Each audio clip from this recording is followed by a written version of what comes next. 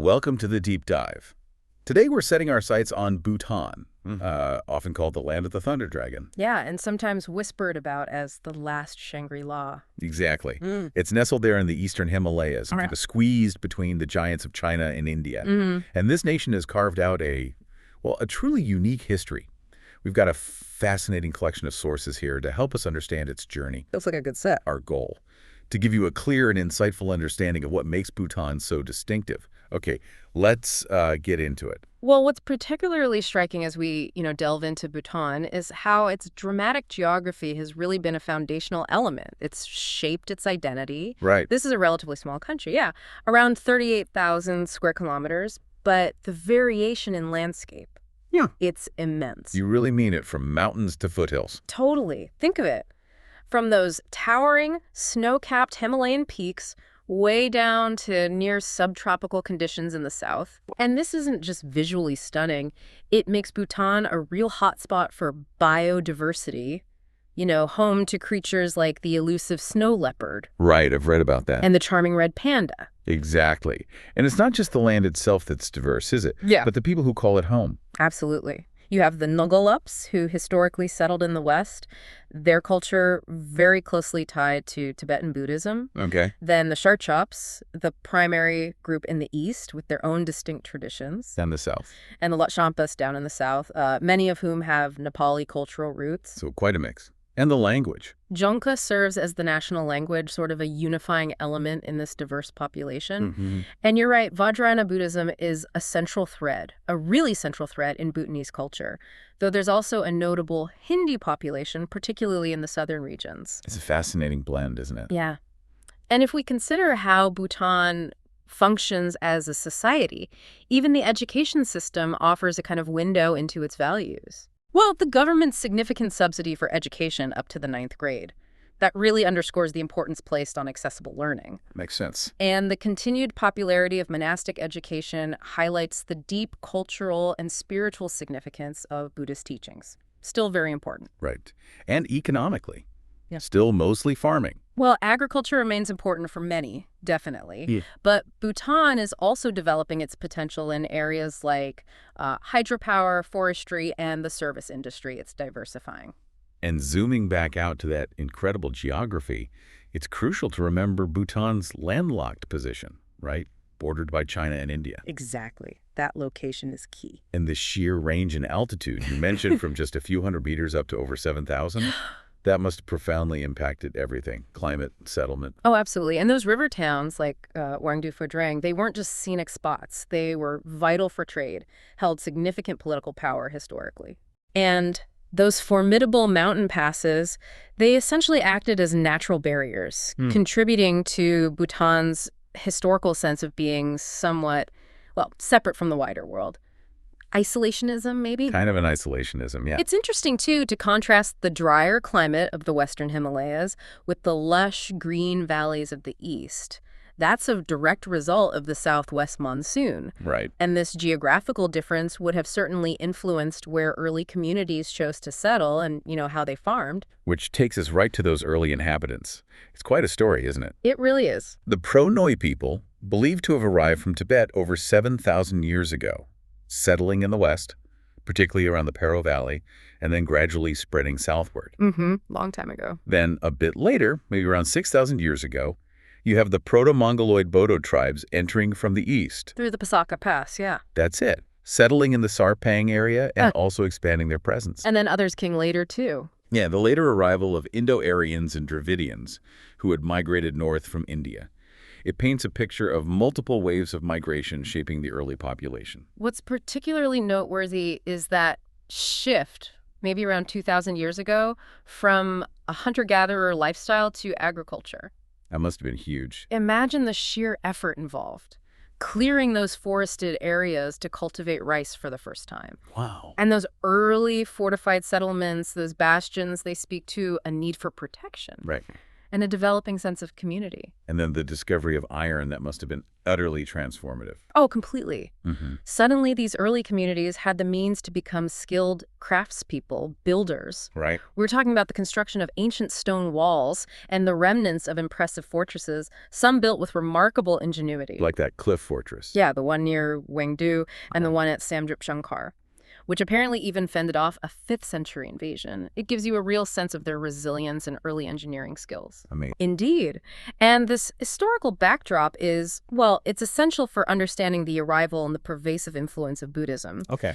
Our sources clearly indicate that Bhutan's history is deeply, deeply interwoven with the story of Buddhism. Key figures like Siddhartha Gautama, obviously. The founder. Right, whose teachings form the basis.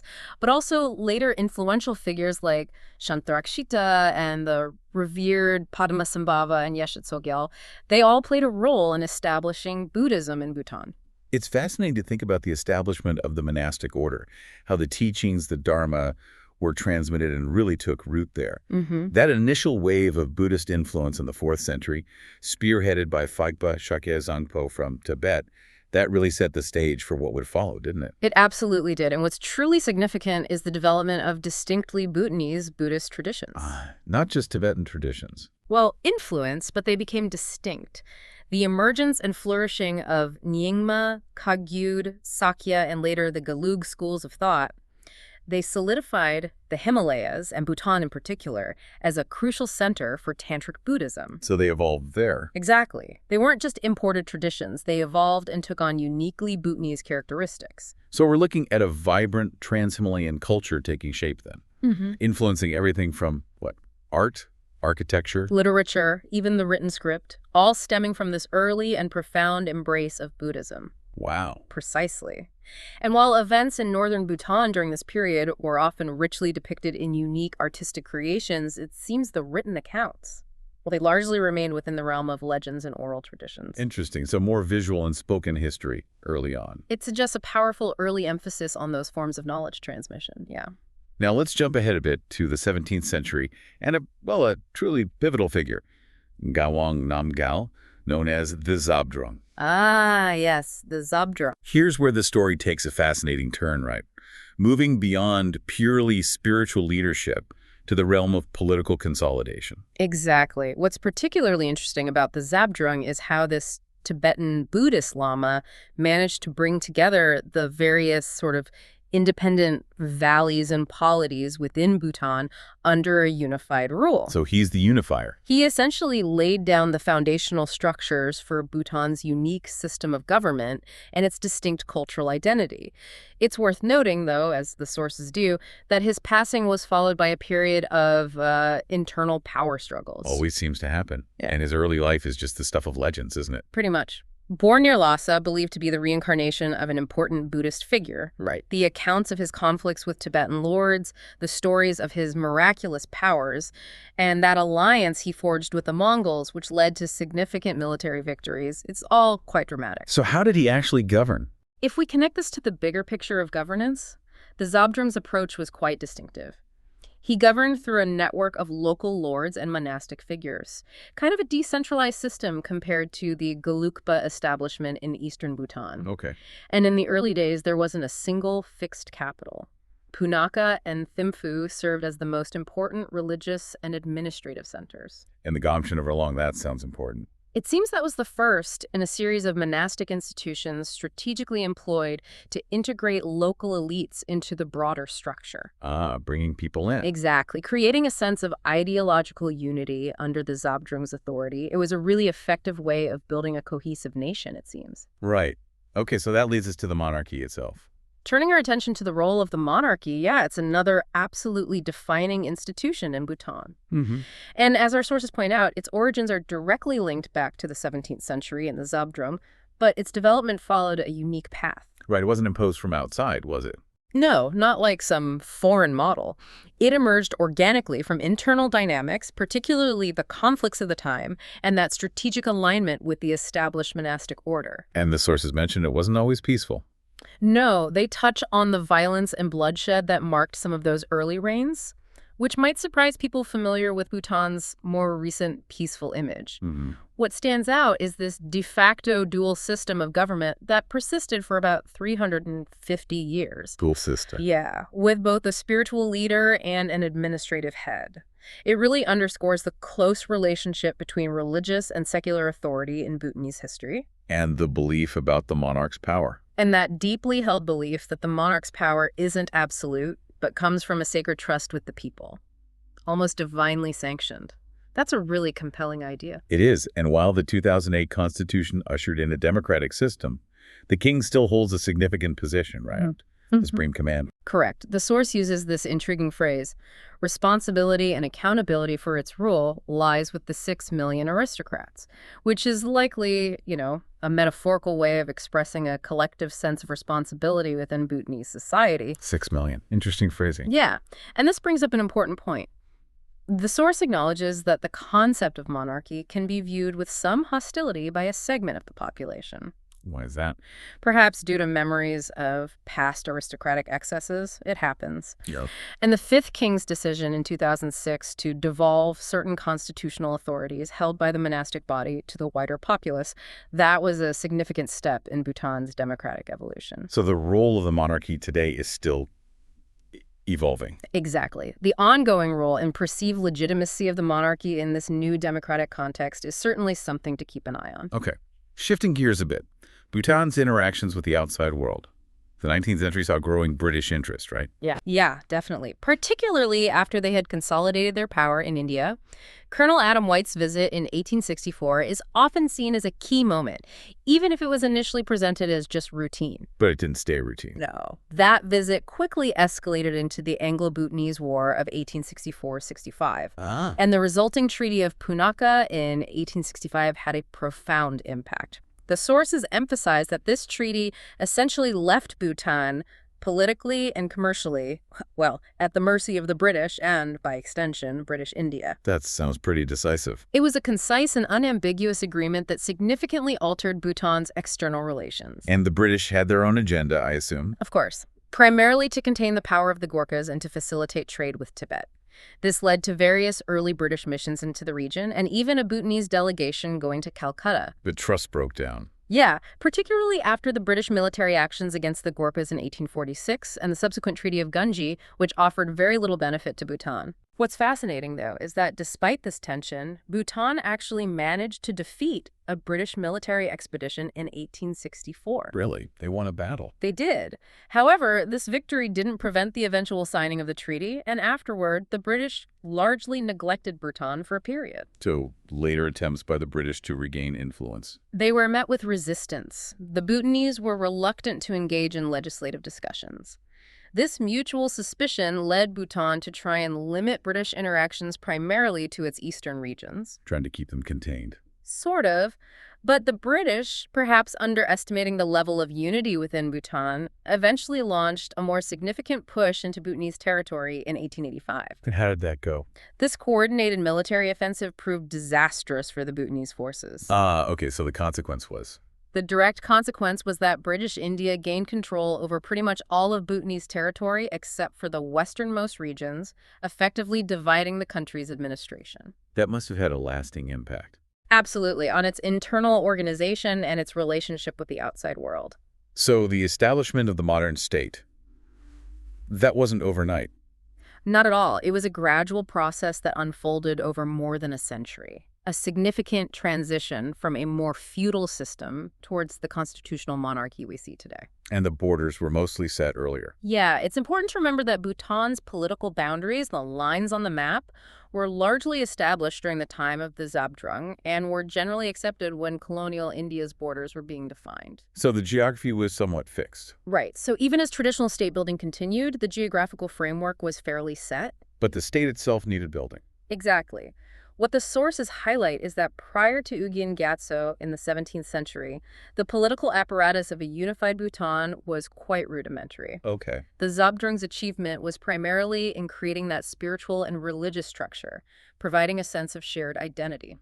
And then came power struggles. The later power struggles between the religious establishment and powerful local lords eventually paved the way for Ugyen Wangchuck to gain prominence in the early 19th century. Right. Though without entirely dismantling the existing feudal hierarchies, it was complex. Okay, moving into the 20th century, new political activity. Yes, the 20th century ushered in a new era. Even then, the king faced pockets of opposition, with some accusing him of resisting democratic ideals. So what did he do?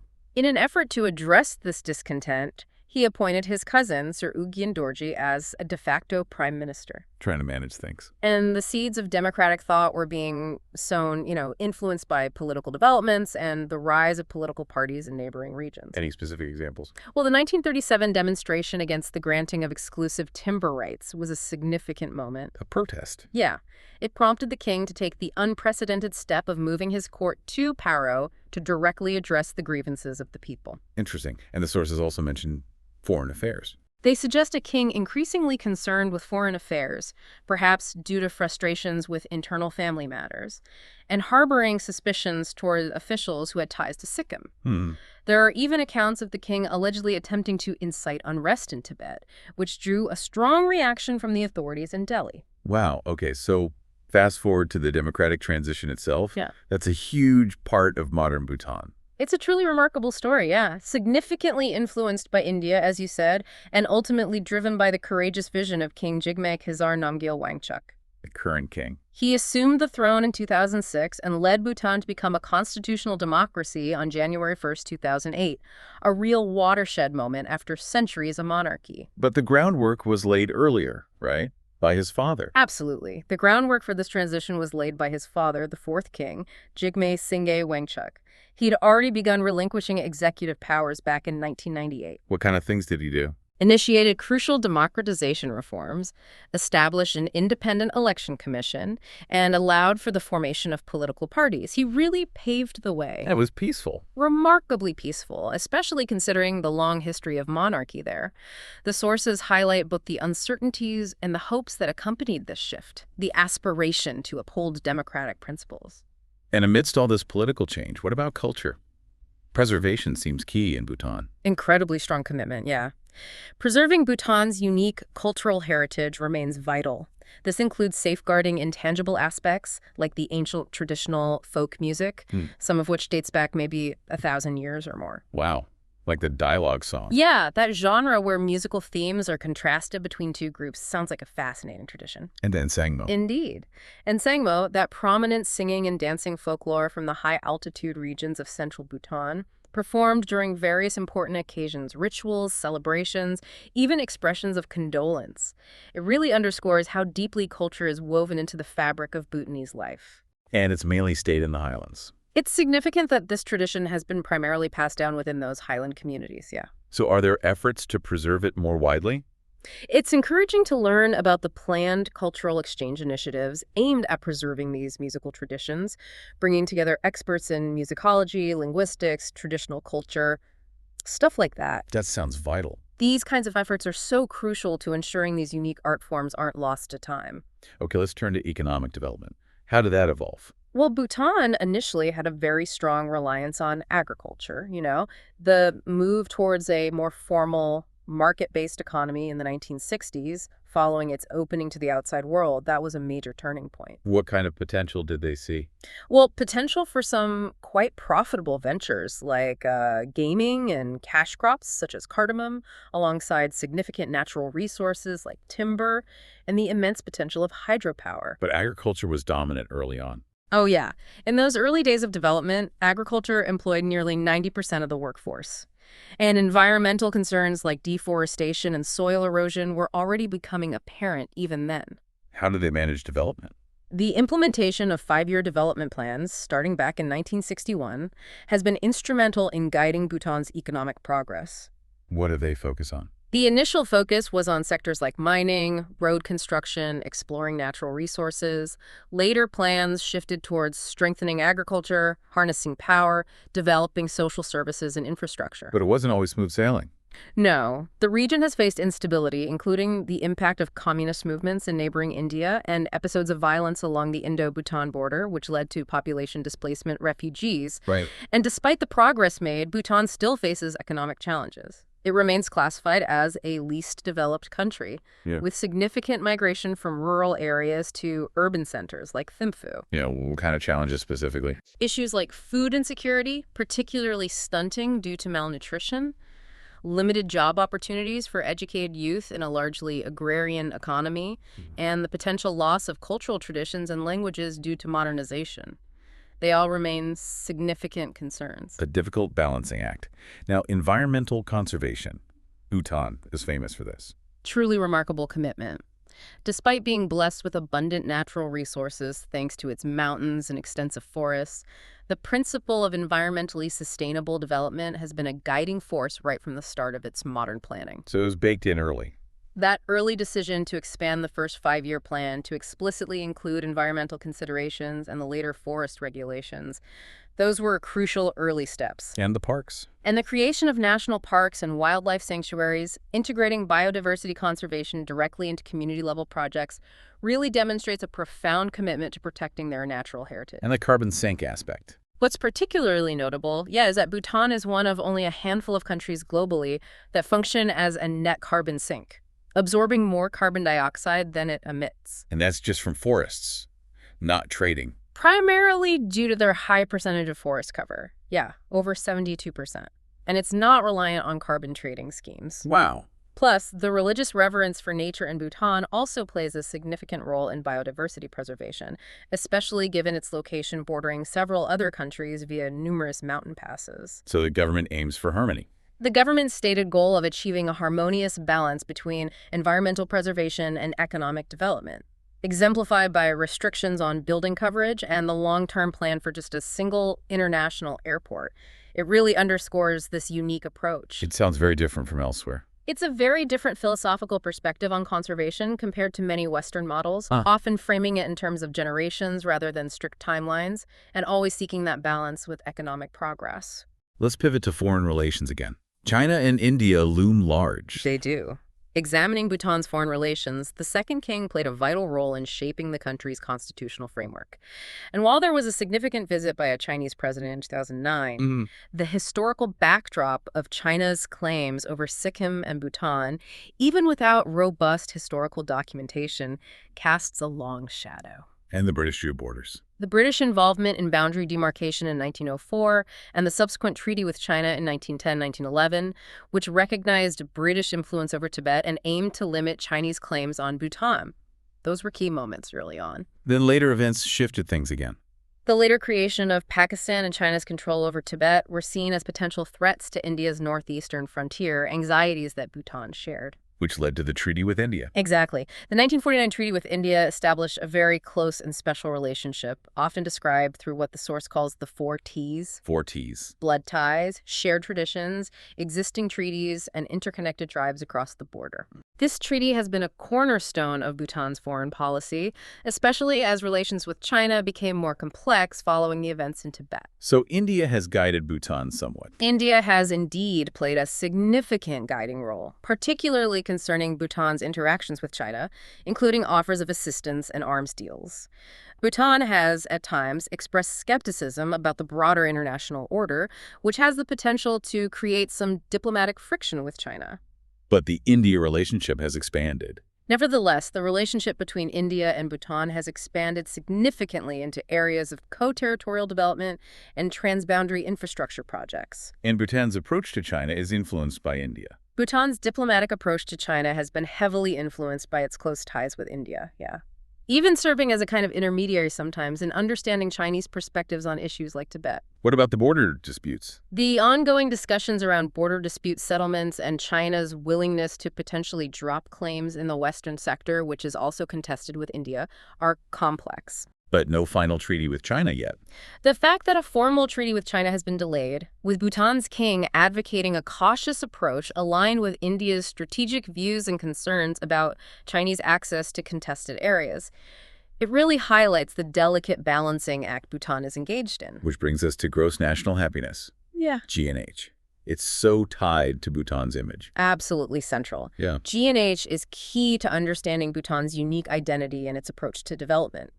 While there's a widely acknowledged feeling that some level of insecurity might be an unavoidable consequence of prioritizing economic growth, the overarching aspiration to uphold the principles of G&H, first articulated by the Fourth King, remains a powerful guiding force for policymakers. But they're not precisely defined. Exactly. As the sources point out, G&H itself isn't a rigidly defined and universally understood concept. That leads to a variety of interpretations both within Bhutan and internationally.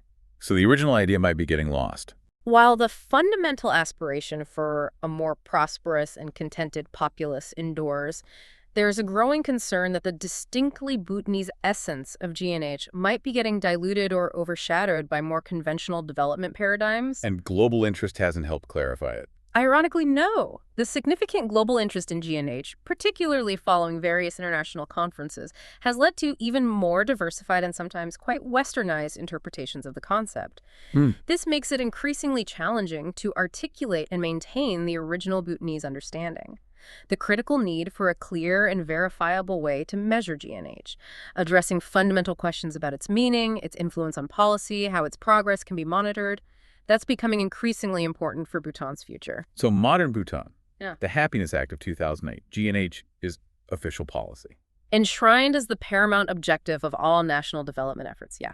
There's a palpable desire within Bhutan to retain its unique cultural identity and a deliberate cautiousness when it comes to embracing rapid change. Happiness is a serious political goal. Indeed. It's made Bhutan a leading example globally of a nation prioritizing well-being alongside economic indicators. But there are criticisms. While academics around the world recognize the G&H framework as a potentially transformative vision for alternative development, there are also critical perspectives. Concerns about the potential for Western-style policies to inadvertently undermine Bhutan's autonomy and cultural distinctiveness. So they're trying to protect the original idea. Ongoing efforts within Bhutan aim to safeguard the integrity of G&H and address concerns about the impacts of Westernization. Good, let's touch on tourism. Opened up in '74. Yeah, tourism in Bhutan, since its carefully managed opening in 1974, has evolved into a significant sector, impacting the economy, society, culture. The Fourth King himself played a key role in promoting Bhutan as a unique and relatively untouched rural destination. What are the main draws? The country's remarkable natural beauty, its dramatic topography, the stunning Himalayan vistas, coupled with its rich culture, traditions, vibrant festivals, distinctive architecture, including World Heritage sites. Lots of attractions. And the policy is high value, low volume. Exactly. Bhutan has consciously pursued that policy, aiming to maintain manageable visitor numbers, minimize negative impacts, while maximizing revenue. So it's relatively new, but growing. While the formal tourism industry is relatively recent, the tradition of religious pilgrimages and trekking has a much longer history. The significant growth in tourism and its contribution to GDP since '74 has brought economic benefits, sure, but also the challenges. Potential cultural degradation, environmental pressures, Right. which leads to a growing emphasis on initiatives like community-based sustainable tourism, trying to mitigate those impacts. Makes sense. What about education historically? Historically, access to education in Bhutan was quite limited, resulting in widespread illiteracy. So the government started a program. The royal government's initiation of a nationwide education program, marked by the monarch dedicating his own birthday to this crucial endeavor, was a truly significant undertaking. Before that, it was mostly religious schools. Pretty much. Religious schools, established as far back as the 14th century, primarily focused on promoting Buddhism and preparing young men for monastic life. They played a vital role, but their scope was limited. The late king himself was a product of this system, but as Bhutan began to engage more with the outside world, particularly with rulers in the south, the need for a more broadly trained administrative class became apparent. So they tried formal schools. Early attempts to establish formal English language schools, like the one in Shigatse in 1905, faced challenges, were often short-lived, leading to a renewed focus on traditional religious education for a time. Another English school was established in Chuzang by 1928, indicating a gradual shift. And healthcare. You mentioned it's free. That's right. Healthcare in Bhutan is provided to all citizens free of charge by the royal government, which is a testament to its commitment to social welfare. In some specialized cases, referrals are made to hospitals in India. And there are other options. Healthcare services are also provided within the armed forces and through private clinics, often for a nominal fee. Have there been big improvements? Since 1990, the Ministry of Health has made significant strides in training healthcare professionals, health assistants, nurses through programs like EPI, the immunization program. And that's worked. These efforts have had a demonstrably positive impact on public health outcomes. High rates of immunization coverage, often over 90%, and a notable increase in overall life expectancy. What are the current health challenges? Interestingly, there's a growing focus on studying changing patterns of disease. Non-communicable diseases are becoming increasingly prevalent. Like what? In particular, stroke has emerged as a major health concern. That's led to recent initiatives like implementing the BRAINS protocol to improve stroke care systems across the country, guided by Asia-Pacific Stroke Organization guidelines. Okay, let's talk about Bhutan's youth. Are they getting more involved? Definitely. Bhutanese youth today are increasingly engaged and vocal on a whole range of important issues: politics, environment, gender equality, health, social concerns. That's driving that. Often fueled by a strong sense of national pride and a desire to see positive change within their country. Youth organizations like the Youth Voice Forum, blogging platforms, active engagement on social media, these provide avenues for their voices. And culturally, music, film. We're also seeing a burgeoning entertainment industry, particularly in music and filmmaking, where young people are actively defining what constitutes soulful Bhutanese music and exploring creative expression. Are there challenges for them? Well, there's a recognition among these young activists and artists of the need to focus on substantive societal issues. They also face practical challenges like low income from digital advertising due to maybe a lack of strategic understanding of ad policies. It's also worth noting that while the narrative of Bhutanese happiness is prominent, some argue for a stronger emphasis on promoting citizens' rights and civil liberties. Other issues. Challenges like a lack of self-representation in mainstream media and a high rate of under-occupation among youth are also significant factors influencing their aspirations and activism. There's a clear demand for meaning, a philosophical foundation in their engagement. Is the government reaching out? While government outreach efforts are underway, they often tend to focus on disseminating information rather than truly fostering dialogue and empowering youth self-expression, which is increasingly happening through online youth-led initiatives. So educators need to understand this. Educators and policymakers are now grappling with understanding how these initiatives align with or maybe challenge existing governance frameworks. Okay, so what are the biggest overall challenges facing Bhutan today? Bhutan today faces some really significant challenges as it navigates rapid modernization and increased interaction with the wider world. These challenges have the potential to significantly impact its future development and the continuity of its unique cultural heritage. And the main one is? Perhaps the central challenge is finding that delicate balance between embracing modernization and actively preserving its distinct cultural identity. Can gradual development help? The hope is that Bhutan's approach of gradual and carefully managed development will allow for a less traumatic, less disruptive cultural transition. But there's pressure for more democracy. However, there's also growing internal pressure for a continued movement towards more democratic forms of governance.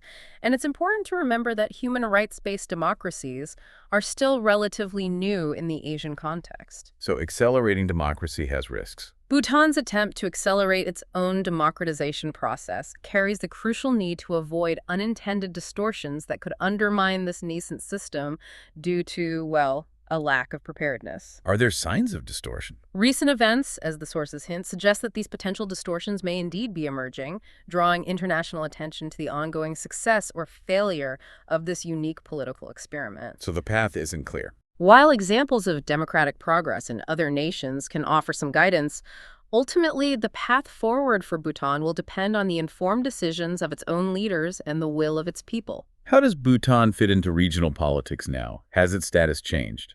Bhutan's standing on the international stage has certainly grown in the late 20th century, marked by its early adoption of democracy in the region and its entry into the United Nations. But still cautious. While it has generally maintained a non-aligned foreign policy as it modernizes and develops its international relationships, it has also remained politically cautious and somewhat introverted on the global scene. The relationship with India is key. Its bilateral relationship with India is particularly warm, described as special. Stands in contrast to a more distant relationship with China especially following China's annexation of Tibet. When did ties with China develop? Despite a period without formal diplomatic ties, relations between Bhutan and China have developed more discreetly since the 1970s, following Bhutan's support for the Tibetan uprising. This led to the eventual establishment of relations and a significant visit by the king to China in 1974, resulting in trade agreements. So navigating between India and China. Bhutan has skillfully navigated the regional power dynamics, developing its ties with China while carefully maintaining its close relationship with India. The king has even addressed international press on issues extending beyond the immediate region, signaling a growing international awareness. But China's influence is growing. However, Bhutan's China policy has come under increased scrutiny recently, particularly in light of China's growing regional influence and attempts to improve ties with India, which has fueled strategic concerns in the region. How has Bhutan managed tensions? Despite increasing economic engagement, Bhutan has largely managed to insulate itself from the more intense geopolitical tensions surrounding territorial claims. It's maintained cordial relations with China amidst increasing trade and investment, but there remains a sensitivity to Beijing's more assertive intentions in the region. So its role is changing. Bhutan's role in the India-China dynamic in South Asia appears to be evolving from a more passive stance to one of a more active external actor. Was the path forward then? Ultimately, further strengthening its sovereignty and pursuing a balanced middle path will likely depend on resolute engagement with all key players, including both India and China. Okay, let's talk about something vibrant: cultural festivals. Ah, yes, a cornerstone of Bhutanese identity. Its rich cultural heritage, vibrantly expressed through numerous festivals, traditional costumes, captivating folkloric dances. They happen all year. Throughout the year, yeah, the country comes alive with these celebrations, now organized in most of the major dzongs and even smaller towns. The shekus sound important. The chukkas, or religious festivals, are particularly significant, featuring the mesmerizing cham dances. These are generally annual events lasting a few days, with specific dates determined by the lunar calendar, so they vary across the different districts, the dzongkhags. And they have deep religious meaning. Absolutely. Drawing large crowds who participate in the dancing and eagerly await the climactic unfurling of the giant thongdrol. The tapestry. Yeah, in the early morning hours before sunrise. This sacred tapestry is first shown to dignitaries before being revealed to the public. What's the atmosphere like then? There's a palpable sense of reverence and quiet devotion during the display, with attendees murmuring prayers. It's interesting, too, the size and the specific depictions of saints on these thongdrols can vary from one dzong to another. It's not just religious dances. No. Alongside these religious elements, the festivals also include folk dances known as chams and stage performances by the folk theater unit, showcasing popular dances featuring figures like tigers, masked deities, dragons, snakes. Sounds lively. And it's a recurring tradition that the muang, a fire offering, and the cheming, a blessing ceremony, follow each day of the Chechu. Fascinating. And the art and architecture are equally unique. Absolutely integral to Bhutan's ancient culture, renowned for their distinctive and unified style. The landscape is dotted with numerous impressive monuments, formidable fortresses, serene temples, contemplative monasteries. All of a similar style. All exhibiting magnificent architecture and intricately decorated interiors, built adhering to a similar aesthetic, yeah. What about paintings and sculptures? The originality and variety of Bhutan's wall paintings, sculptures, and engravings are truly remarkable, though the sources note that earlier examples of stone carvings are relatively scarce. And the dzong itself. The dzong, the traditional fortress monastery, is more than just an architectural marvel. It's the heart of Bhutanese life, characterized by its unique stone foundations, elaborate woodwork, vibrant painted murals often depicting astrological signs. Any specific examples? The Zongdapelri Pavilion is often cited as a particularly fine example of the Dzongkha architectural style. And interestingly, there are only a few known instances of 18 stone carvings depicting the sacred mandala in Buddhist temples, making them quite rare. And the art themes are mostly religious. Bhutanese art is deeply rooted in Buddhist religious iconography. Yeah. Painting almost exclusively dedicated to religious themes, murals illustrating the life of Buddha, depictions of various Buddhas and bodhisattvas, representations of protective deities. And they maintain them. The tradition of regularly repainting and regilding temple walls is an important practice. The art of painting has a long history in Bhutan, with examples dating back as far as the 8th century. What about sculpture? Sculpture, primarily depicting Buddhist deities and made from materials like clay, mud, plaster, wood, it reached a zenith of artistic achievement in Asia. And bronze casting. Bronze casting, using the lost wax technique, often with added intricate embellishments, resulted in exquisite and highly expressive religious figures. The deity sculptures come in a wide range of sizes, making them some of the most highly regarded examples of religious art in the world.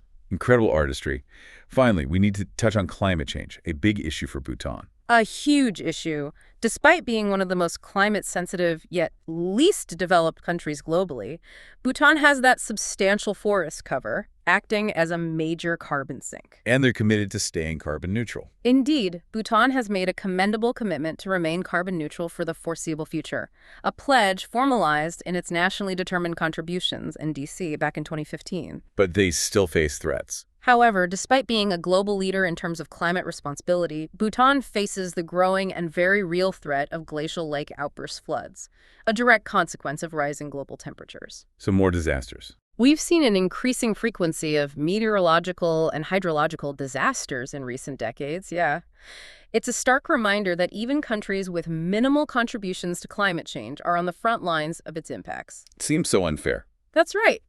Compared to some of its severely affected neighbors, like Nepal, Bhutan's own greenhouse gas emissions are negligible. Therefore, its climate development policies rightly focus on mitigating risks associated with socio-economic vulnerabilities through careful financial planning. So they're adapting. Bhutan is committed to complying with the Paris Agreement and the UN's 2030 Agenda for Sustainable Development, integrating climate resilience into its national plans. Not they need help. Achieving these goals requires substantial domestic financial resources as well as continued external support from the international community. Another balancing act. Balancing socioeconomic growth with the need to minimize greenhouse gas emissions is crucial for Bhutan's pursuit of a green development pathway. It's important to recall the global community's collective pledge to limit warming to 1.5 degrees Celsius, a target that is particularly critical for a vulnerable nation like Bhutan, even though its own contribution is so small. So as we wrap up this journey through Bhutan's story, we see a nation still holding on to its nickname, the last Shangri-La. Right? Even as it rapidly modernizes and grapples with evolving ideas of what constitutes a good life. Yeah, traditional concepts like peace, harmony, happiness, they're now being viewed alongside the complexities introduced by globalization and modernization. War, conflict, problems. But they're trying to maintain well-being. Bhutanese society is actively engaged in trying to maintain a sense of well-being, what they might traditionally call grodong, in the face of these significant shifts. And the focus is now on development. There's been a noticeable move towards the more contemporary concept of development as a primary focus, yeah, driving a great deal of activity, policymaking, strategic planning. But we still don't have the full picture. Yet, as our sources suggest, a truly complete understanding of Bhutan remains a long-term endeavor. This is partly due to existing information limitations, a relative scarcity of detailed reports in natural sciences and Buddhist philosophy compared to political analyses. And translation issues. And also the inherent challenges of translating concepts rooted in Tibetan-based scripts into the often rigid frameworks of Western terminology, which can sometimes lead to misinterpretations. So, a final thought to leave our listeners with. Well, what's a really thought-provoking question as we conclude this deep dive is, how does a nation so profoundly shaped by its traditions and the philosophy of gross national happiness navigate the inevitable currents of rapid modernization and increasing global interconnectedness? Can they coexist? Can these seemingly contrasting forces find a way to coexist and perhaps even reinforce each other, not just in Bhutan, but maybe offering potential lessons for other nations facing similar crossroads? And how do you even define happiness in all this? Exactly. And how will something as deeply personal and culturally nuanced as happiness itself be defined and measured as the world continues to change?